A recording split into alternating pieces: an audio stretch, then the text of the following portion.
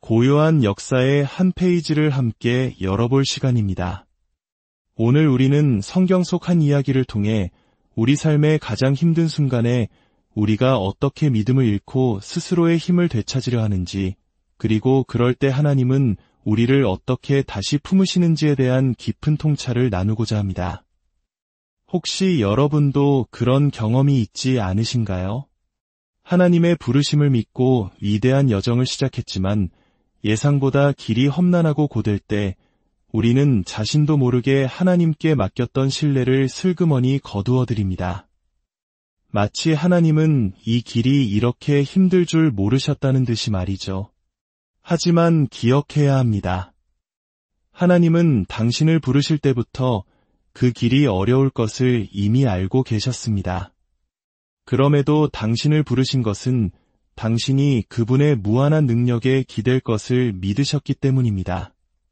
그런데 우리가 어려움의 한가운데서 자신의 힘으로 모든 것을 통제하려 할 때 우리는 스스로 생명줄을 끊어버리는 것과 같습니다. 하지만 오늘 이야기를 통해 누군가에게 꼭 전하고 싶습니다. 당신을 향한 하나님의 생명줄은 여전히 흐르고 있습니다. 다시 하나님의 자리로 돌아가는 것은 바로 당신의 선택에 달려 있습니다. 본격적인 이야기에 앞서 오늘 이 말씀이 당신의 마음에 울림을 준다면 주변에 이 위로가 필요한 다른 이들에게도 공유해 주시길 부탁드립니다. 하나님의 은혜를 나누는 여러분의 삶에 더 큰 평안과 축복이 깃들기를 기도합니다. 저희 채널을 구독해 주시는 것 또한 저희가 이 귀한 이야기들을 계속해서 나눌 수 있는 큰 힘이 됩니다. 우리 삶에는 우리가 반드시 마주해야 할 현실이 있습니다. 그것은 바로 힘의 조용한 전환이 일어나는 순간입니다. 내 삶의 주도권이 하나님에게서 나에게로 소리 없이 넘어오는 그 순간 우리가 저지를 수 있는 최악의 실수는 바로 우리 스스로 안전함을 만들려고 애쓰는 것입니다. 우리는 더 이상 내게 힘이 없다고 느껴질 때 통제라는 것에 안주하려 합니다. 하지만 통제는 하나님의 능력을 어설프게 흉내낸 값싼 모조품에 불과합니다. 통제는 우리 자신을 하나님 자리에 올려놓고 하나님과 연결되기 위해 필요한 연약함보다 내가 만든 안전지대가 더 낫다고 믿게 만듭니다. 힘의 주인이 바뀌는 과도기 속에서 우리는 하나님과의 연결고리를 놓아버리고 스스로를 고립시키는 것이죠. 오늘 우리가 살펴볼 출애굽기 속 히브리 자손들의 모습이 바로 그렇지 않습니까? 그들은 스스로의 안전을 필사적으로 만들어내려 하고 있습니다. 왜일까요? 하나님께서 그들 안에서 시작하신 위대한 구원의 역사가 마치 미완성으로 끝날 것처럼 보였기 때문입니다. 그들은 너무나 오랫동안 억압받아왔기에 더 큰 구원보다는 더 큰 압제를 상상하는 데 익숙해져 있었습니다. 오랜 시간 겪은 정신적 외상과 반복되는 실망은 우리의 뇌와 기대치를 완전히 바꾸어 놓습니다. 일이 잘 될 것이라는 긍정적인 기대보다 무엇이 잘못될 수 있을까 하는 부정적인 생각에 더 기울게 만들죠. 성경 속에서 우리가 만나는 히브리 자손들이 바로 이 곤경에 처해 있습니다. 그들은 주님의 임재 안에 거하는 대신 스스로 만든 안전함 속에 웅크리려 합니다. 어쩌면 지금 이야기를 듣는 당신이 아니라 다른 누군가의 이야기일지도 모릅니다. 아무도 믿지 마라. 그들이 너를 떠나기 전에 먼저 떠나라. 절대 누군가에게 의지하는 모습을 보이지 마라. 와 같은 말들로 자신만의 안전지대를 구축하려는 사람들 말입니다. 혹은 돈을 더 많이 벌면, 더 높은 지위에 오르면, 더 많은 것을 배우면 마침내 안전해질 거야 라고 믿는 사람들. 하지만 마침내 그 모든 것을 손에 쥔 후에도 그들은 더 안전해지기는커녕 오히려 더 깊은 고립감과 외로움을 느낄 뿐입니다. 이것이 바로 우리가 하나님의 능력을 신뢰하는 대신 스스로의 통제에 안주할 때 일어나는 일입니다. 히브리 자손들은 하나님이 주시는 안전함에 대한 경험이 오히려 자신들을 패배로 이끌 것이라는 두려움에 사로잡혀 있었습니다. 처음에는 하나님을 믿고 담대하게 여정을 시작했지만 현실의 벽이 얼마나 높은지를 깨닫자 그들은 여정의 한가운데에 주저앉고 말았습니다. 일이 힘들어질 때 바로 그때 힘의 조용한 전환이 시작됩니다. 많은 부부가 이혼 서류에 도장을 찍을 때가 관계가 끝난 시점이라고 생각하지만 사실 진짜 이혼은 훨씬 이전에 시작됩니다. 관계가 힘들어지기 시작할 때 서로에게 주었던 사랑할 힘, 함께 삶을 만들어갈 힘을 거두어들이기 시작하는 것이죠. 결혼식은 아름다웠지만 모든 것이 거칠어지는 인생의 중간 지점에서 우리는 신뢰를 거두기 시작합니다. 더 이상 안전하지 않다고 느끼면 우리가 할 수 있는 유일한 것은 모든 것을 통제하려 드는 것뿐입니다.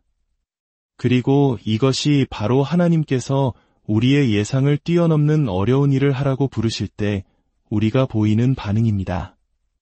우리는 신뢰를 거두기 시작합니다. 하나님, 정말 그렇게 말씀하셨는지 확신이 서지 않아요. 처음에는 믿었지만 이렇게까지 힘들 줄 알았다면 저를 이런 고난의 길로 보내시진 않았을 거예요. 이렇게 생각하며 우리는 하나님께 드렸던 믿음을 다시 빼앗아옵니다. 어쩌면 당신도 여정의 한가운데서 믿음을 거두어들이고 있는 중인지도 모릅니다. 이렇게 힘들 줄 알았다면 예라고 대답하지 않았을 텐데. 저는 이 일을 감당할 사람이 못 돼요. 하지만 우리가 깨닫지 못하는 것이 있습니다. 하나님은 당신을 부르실 때 이미 그 길이 힘들 것을 알고 계셨다는 사실입니다. 그분은 다만 당신이 그분의 능력에 기댈 것이라고 믿으셨을 뿐입니다. 그런데 당신이 어려움 속에서 스스로의 힘을 되찾으려 할 때 당신은 당신의 생명줄을 스스로 끊어버리는 것입니다. 하지만 다시 한번 말씀드립니다. 당신을 향한 생명줄은 여전히 흐르고 있습니다. 이 연약한 순간이 나를 가르치고 다듬고 당신이 어떤 분이신지를 보여주도록 허락해야 합니다.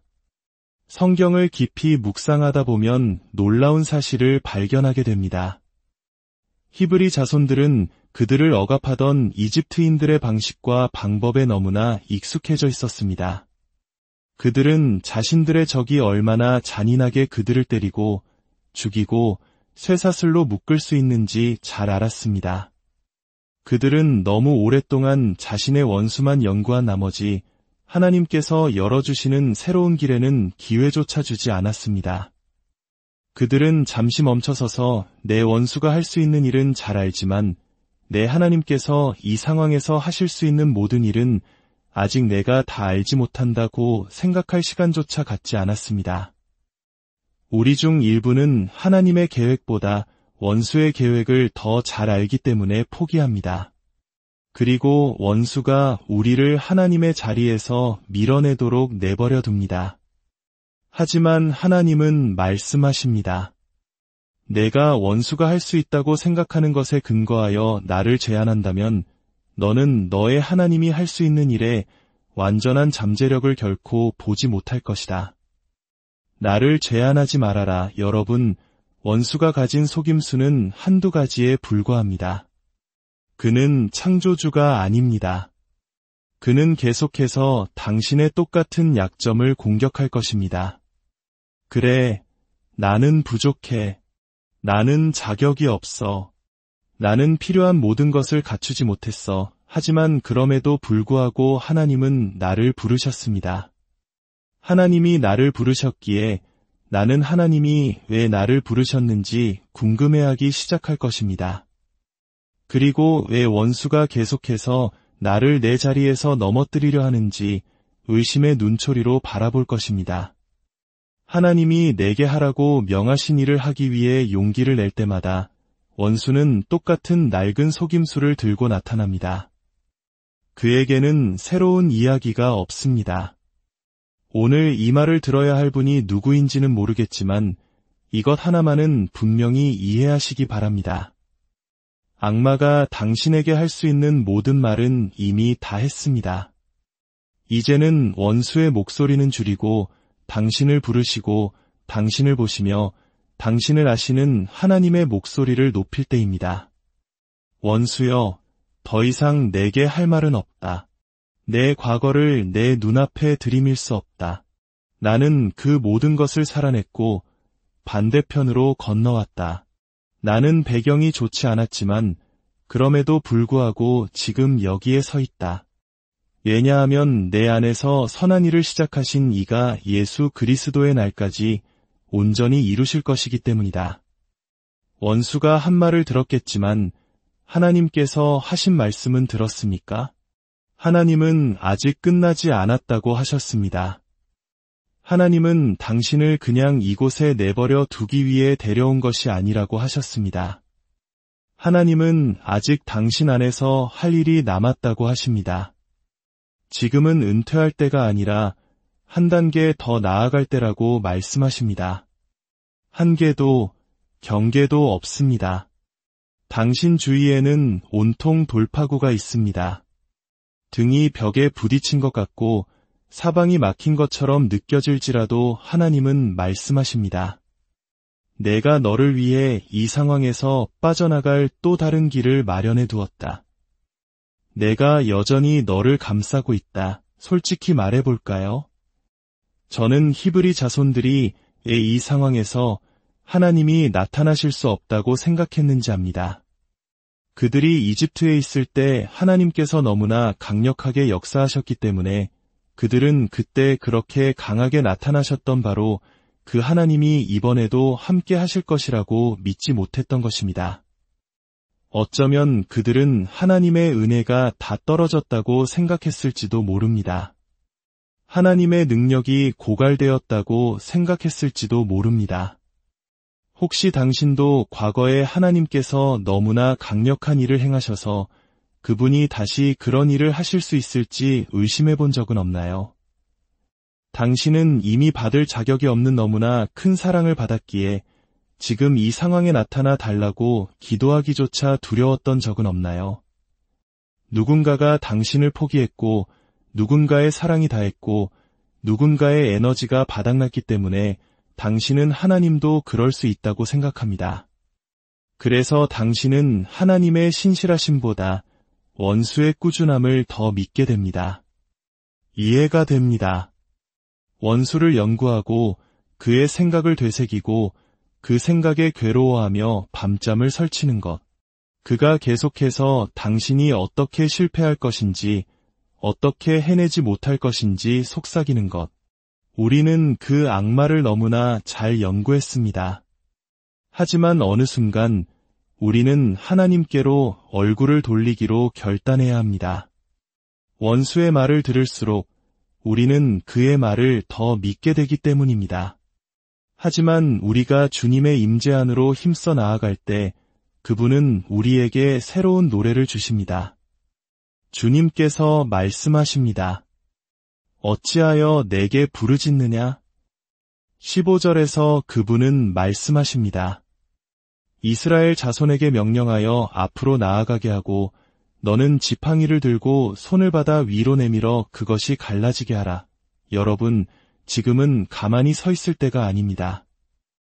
하나님은 지금이 바로 당신이 지팡이를 들고 바다 위로 손을 내밀어야 할 때라고 말씀하십니다. 하나님께서 제게 주신 그대로 이 말씀을 풀어드려도 될까요? 저는 이 지팡이를 압니다. 이것은 불타는 떨기나무 앞에서 주님께서 모세에게 땅에 던지라고 명하셨을 때 뱀으로 변했던 바로 그 지팡이입니다. 그리고 다시 집어들었을 때 지팡이가 되었죠. 모세는 이 지팡이에 능력이 있다는 것을 압니다. 왜냐하면 주님과의 은밀한 장소에서 그는 그 지팡이의 능력을 보았기 때문입니다. 하지만 그들이 이집트로 가서 나일강을 피로 물들여야 할 때 주님은 말씀하십니다. 아론에게 그의 지팡이를 잡으라고 말하라. 모세는 생각했을 겁니다. 하지만 하나님, 제 지팡이는요? 하나님은 말씀하십니다. 아니, 아론이 그의 지팡이를 사용하게 하라. 이것은 혼란스럽습니다. 하나님, 당신은 은밀한 곳에서 제 손에 있는 것에 대해 무언가를 보여주셨습니다. 그런데 제 것과 똑같이 생긴 것, 당신이 이미 축복하시고 기름 부으셨다고 보여주신 것을 사용해야 할 때가 되자 당신은 다른 사람을 선택하십니다. 하나님께서 당신이 가진 것에 대해 확신을 주셨지만 그것을 발휘할 출구를 주지 않으신 적이 있습니까? 뒤에 물러서서 하나님께서 바로 당신에게 기름 부어 하라고 하신 것처럼 보이는 그 일을 다른 사람을 통해 하시는 것을 지켜봐야 했던 적이 있습니까? 이 성경 본문은 제게 큰 의미가 있었습니다.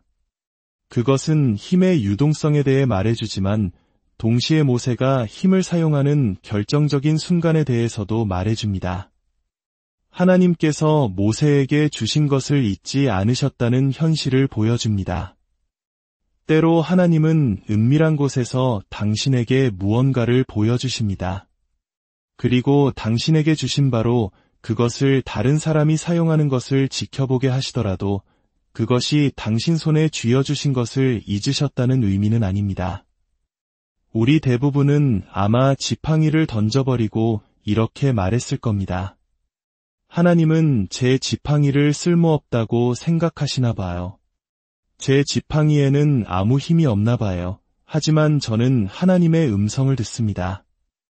이 자리에 있는 누군가는 돌아가서 하나님께서 이 여정을 위해 기름 부으셨다고 말씀하신 그것을 다시 붙잡아야 합니다. 하나님께서 아직 그것을 사용하지 않으셨다고 해서 이제 내가 너에게 준 것을 꺼내야 할 때다. 이제 불가능한 일을 하기 위해 그 지팡이를 사용할 너의 차례다. 라고 말씀하시는 순간이 오지 않는다는 의미는 아니기 때문입니다. 하나님은 홍해 앞에서 그들이 갇힌 것처럼 보였던 바로 그 순간에 모세의 지팡이를 사용하십니다. 이는 모세에게 힘이 움직이는 동안에도 여전히 그의 손에 능력이 있다는 것을 상기시키기 위함이었습니다. 하나님께서 누군가의 능력을 잠시 보류해두고 계신다는 느낌이 듭니다. 당신의 능력이 유일한 해결책이 되는 상황이 올 때까지 하나님은 당신이 그 힘을 낭비하기를 원치 않으셨습니다. 당신을 의심하는 사람들에게 증명하거나 당신의 불안감을 잠재우기 위해 힘을 낭비하는 것을 원치 않으셨습니다. 오직 하나님만이 영광을 받으실 수 있도록 당신이 그 능력을 사용하기를 기다리신 것입니다. 당신의 삶에서 일어난 일을 아무도 이해할 수 없고 오직 하나님만이 아시도록 말입니다. 하나님의 음성이 들립니다. 내게 준 힘을 버리지 말아라. 버리지 말아라. 버리지 말아라. 제가 성경을 연구하며 항상 찾는 것이 있습니다. 하나님, 이 사건은 당신의 성품에 대해 무엇을 보여주나요? 그들에게 나타나신 방식을 통해 제가 당신에 대해 무엇을 알아야 하나요? 하나님은 너무나 한결같고 신실하시기에 과거의 이야기에서 무언가를 배운다면 그것을 지금에 적용할 수 있습니다. 하나님께서 이집트 군대와 히브리 자손들 사이에 구름 기둥을 두시어 이집트인들에게는 어둠이 되고 히브리인들에게는 빛이 되게 하셨을 때 저는 하나님께서 당신이 원수들 앞에서 연습하지 않도록 덮개를 만들어주신다는 것을 깨달았습니다. 이것은 제게 정말 큰 은혜입니다. 우리는 모두 시편에 주께서 내 원수의 목전에서 내게 상을 차려주시고 라는 구절을 좋아합니다. 하지만 때로 우리는 원수들 앞에서 연습해야 한다는 두려움 때문에 한 발짝도 내딛지 못합니다. 하지만 하나님께서 실제로 그들을 덮고 계신다는 것을 신뢰한다면 하나님은 말씀하십니다. 내가 너의 전략을 연습하는 동안 내가 너의 원수들을 어둠 속에 둘 것이다. 어떤 사람들은 당신에 대해 왈가왈부해야 마땅합니다. 우리가 길을 가다가 저지른 실수들을 그들이 정말로 알았다면 그들은 훨씬 더 많은 말을 했을 것입니다. 하지만 하나님께서 당신을 원수들의 시선으로부터 가려주셨기 때문에 당신은 분열 없이 당신의 길을 걸을 수 있었습니다. 때로는 하나님께서 당신의 원수들 앞에서 당신을 덮어주시는 것이 어떤 사람들이 당신을 배신하게 하거나 어떤 사람들이 당신을 떠나게 하는 방식으로 나타나기도 합니다. 내가 당신을 축복하려 할 때 당신을 저주할 관객들과 함께 당신의 운명 속으로 걸어 들어가기를 원치 않으셨기 때문입니다. 때로 하나님은 당신이 당신의 삶에서 행하시는 일을 명확하게 호흡할 수 있도록 공기를 정화시켜야만 합니다. 하나님은 당신의 원수들 위에 어둠을 만드실 것입니다. 그들의 원수는 어둠 속에 있고 그들은 빛 속에 서 있습니다. 그들은 결코 어둠을 알지 못합니다. 하나님께서 제게 말씀하셨습니다. 나는 그들을 빛 속에 두어야만 했다. 왜냐하면 그들은 이미 너무나 두려워하고 있었기 때문에 시간이 부족하다고 생각하게 할 수는 없었기 때문이다. 때로 당신이 하나님을 위해 무언가를 해야 한다는 압박감을 느낄 때 당신은 동시에 그것을 할 시간이 부족하다고 스스로를 설득합니다. 해가 지고 있어. 나는 기회를 놓쳤을지도 몰라. 하지만 하나님은 말씀하십니다. 나는 그들 앞에 빛을 두어 내가 그들에게 내가 부른 존재가 되는 법을 알아낼 시간을 주고 있다는 것을 알게 할 것이다. 우리는 지극히 높으신 하나님의 자녀입니다. 그분은 전지전능하시며 그분이 당신의 영혼에 무언가를 심어주셨을 때 기억해야 합니다. 일이 힘들어지고 갇힌 것처럼 느껴질 때조차도 당신 뒤에는 강력한 힘이 버티고 있다는 것을 말입니다. 당신 뒤에 능력이 있다는 것을 깨달을 때 그것은 당신에게 용기를 주고 전략을 주며 원수의 통치와 권세를 무너뜨립니다. 당신의 능력 안에 굳건히 서십시오. 세상 문화는 힘이란 누가 가장 오만하고 인기 있고 유명한지에 관한 것이라고 믿게 만들지만 그것은 힘이 아닙니다. 진정한 힘은 누가 가장 순종하는가에 있습니다. 누가 겸손과 책임감을 가지고 그 일을 행하는가에 있습니다. 하나님은 힘은 모든 사람에게 주어지지만 모든 사람이 그 힘을 얻기 위한 수고를 기꺼이 하지는 않는다고 말씀하셨습니다. 어떤 사람들은 그 수고가 무엇인지조차 모릅니다. 저는 한때 힘이 있다고 느끼지 못했습니다. 그저 순종했을 뿐입니다. 저는 하나님께서 어떻게 한마디도 못하던 소녀, 큰 소리로 기도하지 못하던 소녀, 하나님은 모든 것을 완벽하게 해내는 착한 소녀들만을 위한 분이라고 생각했던 저를 어떻게 이 세대 가운데 일으켜 세우셨는지 되짚어 보아야 했습니다. 이제 사람들은 저를 강력하다고 부르지만 저는 그렇게 느끼지 못합니다. 그러자 하나님께서 말씀하셨습니다. 나에게 집중해라. 이것은 내가 힘을 느끼는 것에 관한 것이 아니었다. 이것은 내가 힘이 움직이도록 허락하는 것에 관한 것이었다. 당신은 느낌을 원하지만 하나님은 움직임을 원하십니다. 당신은 흐름을 원하십니다. 당신은 자신감을 느끼고 싶지만 하나님은 당신이 정복자보다 더 나은 존재가 되기를 원하십니다. 그리고 정복자보다 더 나은 존재가 되려면 당신은 결코 존재하지 않았다고 생각했던 용기를 끌어내야 합니다.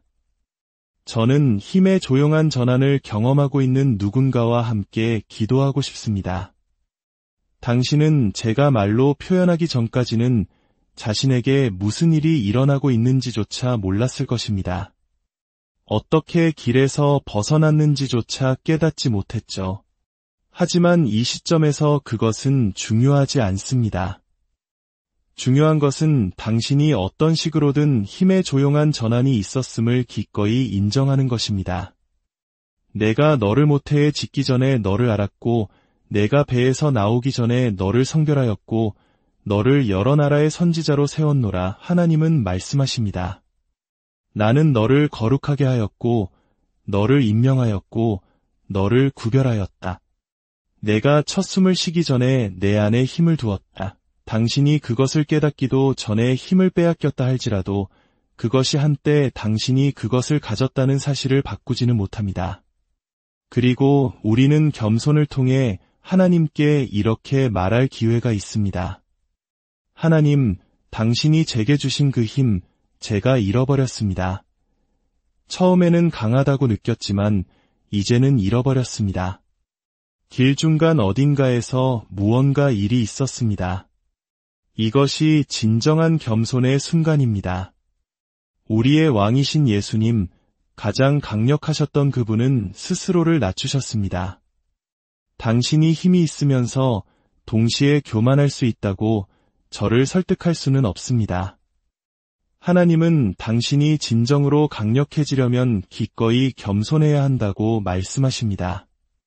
하나님은 당신이 어떤 존재가 되어야 하는지, 당신이 필요로 하는 것이 무엇인지조차 모를 때에도 당신에게 필요한 모든 것이 되어주실 수 있습니다. 당신의 유일한 임무는 그분을 하나의 모습으로 제한하지 않는 것입니다. 히브리 자손들은 400년간 이어진 세대의 억압과 속박을 풀어내야 했습니다. 그들은 하나님이 어떤 분이신지에 대해 마음을 새롭게 해야 했습니다. 그들은 돌파구를 경험하고 싶어서, 해방을 경험하고 싶어서 하나님께 부르짖었습니다. 하지만 그들은 때로 해방이 당신이 감당할 준비가 되지 않은 새로운 차원으로 당신을 풀어준다는 것을 깨닫지 못했습니다. 우리는 때로 돌파구만을 위해 기도합니다. 하나님, 이 상황에서 벗어나게만 해주시면, 이 관계를 끝내게만 해주시면, 이 사업을 시작하게만 해주시면, 제가 필요한 돌파구를 주시기만 하면 당신에게서 더 이상 아무것도 필요하지 않을 거예요. 하지만 우리가 하나님을 단지 돌파구의 하나님으로만 제한할 때 우리는 미지의 영역에서 굶주린 자신을 발견하게 됩니다. 우리는 약속의 땅으로 인도해줄 방향을 제시해줄 수 있는 하나님 없이 우리가 기도했던 돌파구를 헤쳐나가야 하는 자신을 발견하게 됩니다. 돌파구가 당신을 미지의 영역에 내려놓은 적이 있습니까? 돌파구는 얻었지만 이제는 그 환경의 문화나 정치를 이해하지 못하겠습니다. 돌파구는 얻었지만 주변에 아무도 없습니다. 돌파구는 얻었지만 이제 혼자서는 법을 모르겠습니다. 마침내 직장을 그만두었지만 이제 주어진 시간으로 무엇을 해야 할지 모르겠습니다. 모두가 당신이 돌파구를 얻었다고 박수를 칠 때 당신과 하나님만이 당신이 그 돌파구를 통해 얻은 것을 어떻게 유지해야 할지 모른다는 것을 압니다. 그래서 히브리 자손들은 우리가 하는 일을 합니다. 우리는 비난할 사람을 찾기 시작합니다. 그들은 모세와 아론에게 불평합니다. 우리를 그냥 이집트에 내버려 둘 수는 없었습니까? 그들은 돌파구를 위해 기도했지만 돌파구가 생각했던 것과 다르게 보이자 불평하기 시작합니다. 그들은 자신들이 모세와 아론에게 불평하는 것이 아니라 실제로는 하나님께 불평하고 있다는 것을 깨닫지 못합니다. 만약 그들이 사람에게 불평하는 것이 아니라 하나님께 불평하고 있다는 것을 깨달았다면 그들의 태도는 얼마나 달라졌을까요? 당신이 불평할 때 스스로에게 물어보십시오. 나는 불평하고 있는가? 아니면 실제로는 그냥 두려워하고 있는가? 히브리 자손들이 좌절했을 때 그들은 그들의 불평을 하나님께 가져가지 않았습니다. 왜냐하면 그것은 하나님께 질문하는 것을 요구하기 때문입니다. 어쩌면 그들은 단지 돌파구를 위한 하나님의 능력만을 원했기 때문일지도 모릅니다. 그들은 하나님께서 그들과 관계를 맺고 싶어 하신다는 것을 깨닫지 못했습니다. 이 여정은 그들이 하나님이 단지 돌파구의 하나님이 아니라는 것을 배우는 매우 중요한 시간이 될 것이었습니다. 그분은 또한 끝까지 함께 하시는 동행의 하나님이십니다. 이것은 내가 당신을 돌파하게 한 후 그냥 떠나지 않는다는 것을 의미합니다. 나는 또한 내가 당신을 통해 돌파시킨 것을 끝까지 책임질 것입니다. 당신은 단지 돌파구의 하나님만을 섬기는 것이 아닙니다. 광야가 끝나기를 기도하는 것을 멈추고 광야 한가운데에 하나님께서 나타나시기를 구하기 시작하십시오. 하나님, 환경을 바꾸실 필요는 없습니다. 당신이 환경이 되어 주십시오. 상황에서 저를 옮기실 필요 없습니다. 당신의 임재가 이 상황 한가운데 나타나신다면 당신에게는 광야가 필요합니다. 왜냐하면 광야가 하나님의 손길을 막지 못한다는 것을 이해해야 하기 때문입니다. 하나님이 오직 돌파구와 약속의 땅에서만 나타나신다고 생각한다면 당신은 광야에서 당신과 함께 앉아있고 싶어 하시는 하나님을 놓치게 될 것입니다. 나는 우울함 속에서 당신과 함께 앉고 싶다. 나는 불안 속에서 당신과 함께 앉고 싶다. 나는 당신이 어머니를 잃고 슬퍼하는 동안 당신과 함께 앉고 싶다. 왜냐하면 나는 광야에 나타날 수 있는 하나님이기 때문이다. 나는 당신을 지탱할 수 있고 당신을 위해 공급할 수 있으며 당신을 치유하고 먹일 수 있다. 나는 단지 돌파구의 하나님이 아니다. 광야의 영을 이 자리에서 깨뜨리고 싶습니다. 당신이 혼자 광야에 있어야 한다고 느끼는 그 영, 덮개 없이, 보호 없이 고통받고 있다고 느끼는 그 영 말입니다. 당신은 단지 돌파구의 하나님만을 섬기는 것이 아닙니다. 당신이 불평할 때 당신의 불평을 하나님께로 향하십시오. 하나님은 당신의 질문과 불평을 가져오기를 원하십니다. 당신은 당신을 위해 아무것도 해줄 수 없는 사람에게 불평하고 있기 때문입니다. 하지만 당신이 그것을 내게 가져온다면 나는 광야 한가운데서 내가 만들 수 있는 길을 보여줄 수 있습니다. 이 모든 여정의 시작은 하나님과 함께였습니다. 그렇기 때문에 당신이 여정의 한가운데에 있을 때에도 당신은 여전히 보호받고 있습니다. 이 여정이 모세와 아론과 함께 시작되었다면 그들은 여전히 굶주렸을지도 모릅니다. 하지만 이 여정이 하나님과 함께 시작되었기 때문에 그들은 하나님께서 광야 한가운데서 그들을 살아남게 할 계획이 반드시 있을 것이라고 믿을 수 있었습니다. 하나님께서 이 말씀을 통해 우리에게 보여주시는 것은 우리가 노출되었을 때조차도 여전히 보호받고 있다는 것을 신뢰하지 못하는 인류의 무능력입니다. 노출이 당신이 덮여있지 않다는 것을 의미하지 않습니다. 사실 당신은 노출을 기대해야 합니다. 당신의 취약점이 드러날 것을 기대해야 합니다. 왜냐하면 하나님께서 당신을 모델로 사용하실 것이기 때문입니다. 이스라엘 자손들이 우리에게 중요한 이유는 그들이 하나님께서 창조물과 어떻게 연결되기를 원하시는지에 대한 모델 역할을 하기 때문입니다. 당신 뒤에 오는 다른 누군가가 그들 또한 노출되어 있다는 것을 보았을 때 놀라지 않도록 말입니다. 노출은 부적격함이 아닙니다.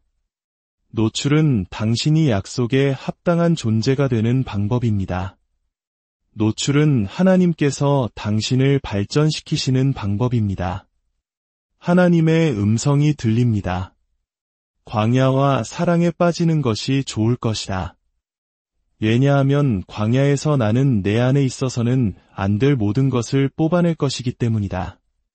나는 너의 죄, 너의 깨어짐, 너의 약점을 드러낼 것이다.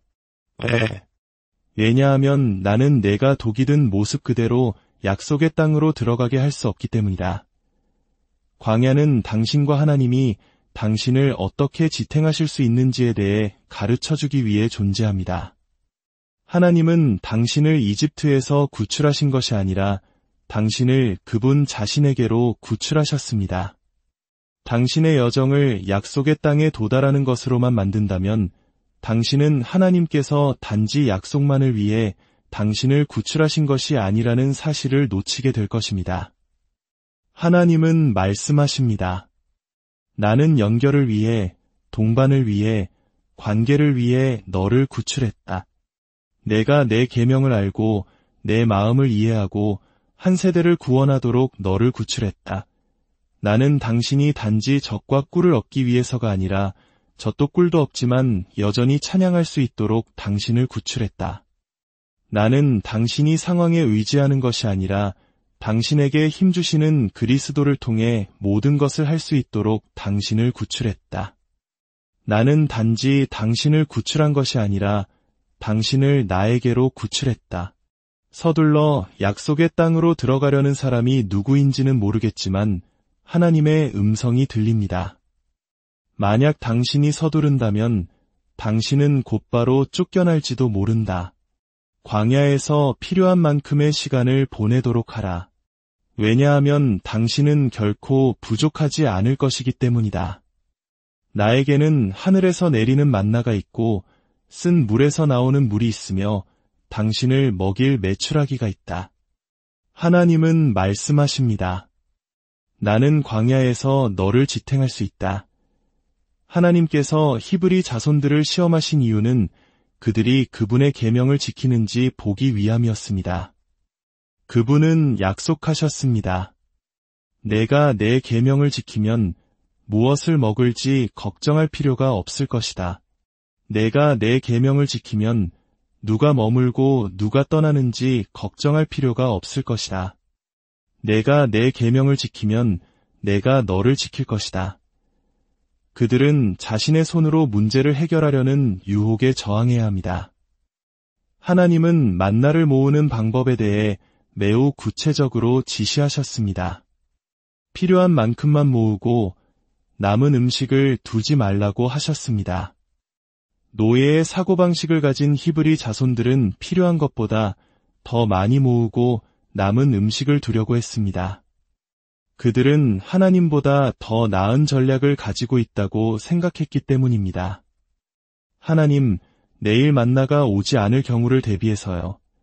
하나님께서 오늘 주신 공급이 내일은 나타나지 않을까 두려워하는 누군가에게 말하고 싶습니다. 그래서 당신은 필요하지 않은 것들을 모으고 필요 없는 관계에 매달리고 있습니다. 당신은 하나님을 지탱하시는 분으로 알지 못하기 때문입니다. 오늘 메시지에서 저의 유일한 임무는 당신이 안식하도록 설득하는 것이었습니다. 당신은 일하고 애쓰고 해내는데 너무 익숙해서 그분의 공급하심과 보호하심 안에서 쉬는 법을 모릅니다. 내일 일은 내일이 알아서 할 것이라고 믿는 법을 모릅니다. 당신의 걱정은 하나님의 보호하심에 대한 공격입니다. 걱정하고 스트레스를 받는 것은 하나님, 당신이 해결해 주실 것을 믿지 않아요. 이 문제에 대해 당신을 신뢰할 수 없어요 라고 말하는 것과 같습니다. 이것이 통하려면 당신은 나에게 의존해야 하고 나를 신뢰해야 하며 내가 당신에게 요구하는 것만을 해야 합니다. 어쩌면 이것이 이 시기에 우리 모두를 위한 말씀일지도 모릅니다. 우리는 안식을 경험하기 위해 우리 자신의 무화과 잎, 우리 자신의 덮개를 기꺼이 내려놓아야 합니다. 하나님의 음성이 들립니다. 나는 너 안에서 안식을 취하고 싶다. 내게 평화를 주고 기쁨을 주고 너를 보호하고 덮어주고 싶다. 당신의 평판을 변호할 필요 없습니다. 하나님께서 당신을 덮어주실 것입니다. 누가 떠났는지 걱정할 필요 없습니다. 그분이 여전히 당신을 인도하실 것입니다. 당신이 광야에 있든 약속의 땅에 있든 당신의 삶이 생각했던 것과 같든 전혀 다르든 당신이 여기에 있다면 당신은 여전히 보호받고 있다는 사실에 기댈 수 있다면 진정한 안식을 찾을 것입니다. 사랑하는 여러분, 이제 조용히 기도하는 시간을 갖겠습니다. 전능하신 하나님 아버지, 오늘 당신의 말씀을 통해 우리 각자의 삶 속에 있는 광야를 비추어 주시니 감사합니다. 우리가 힘겨움 속에서 당신께 드렸던 믿음을 거두고 스스로의 힘으로 안전을 통제하려 했던 연약함을 고백합니다. 용서하여 주시옵소서. 이제 다시 우리의 시선을 당신께로 돌립니다. 광야가 끝나는 것만을 바라지 않고 광야 한가운데서 우리와 동행하시는 당신의 임재를 구합니다. 우리를 지탱하시고 먹이시며 치유하시는 당신의 신실하심 안에서 참된 안식을 누리게 하옵소서. 우리의 불안과 염려를 내려놓고 오직 당신의 계명을 따르는 순종의 삶을 살게 하옵소서. 이 모든 말씀 우리를 구원